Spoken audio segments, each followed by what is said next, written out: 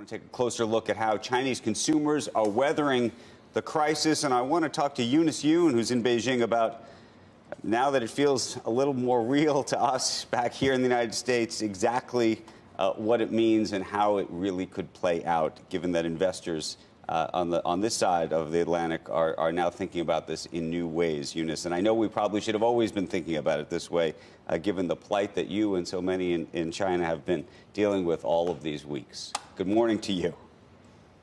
Well, good morning to you, too. The new infections cases have been dropping here, but it's you're always living with this uncertainty as to exactly how contained the virus really is. And in fact, today, the Chinese capital of Beijing announced that all supermarkets now have to make sure that all of their customers stay at least 5 feet apart from each other while they're shopping. And the end result of all of these restrictions is that people just don't feel like shopping. Before the coronavirus outbreak, Pei Jinyu rarely stepped foot in his kitchen. Today, he barely leaves it.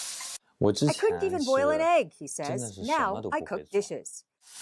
With his medical business closed and fearful of the virus, Pei is holed up at home and spending only a third of what he used to. Pei would eat out at restaurants every day. He'd come to this theater at least once a week. He'd shop at the local stores and travel on vacation overseas.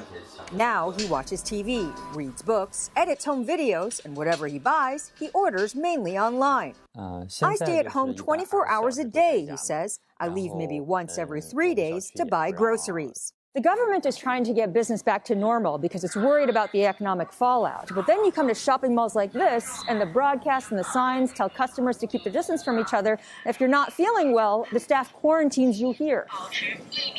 Once the outbreak is over, Pei does plan to make one big purchase.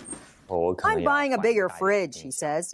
But he isn't sure when that will happen. I think whenever the cinemas reopen, that will mean it's quite safe, he says. My guess is that won't be until the summer, if the world economy can wait that long. And the expectation is that there's going to be pent-up demand later in the year. Pei said that he was going to buy a refrigerator. Other people that I've spoken to said that they're holding off to buy a new car. But at the same time, as you guys can imagine, there is just genuinely lost business. Pei said, there's only so many meals that he can eat out to try to make up for some of the lost revenue at those restaurants.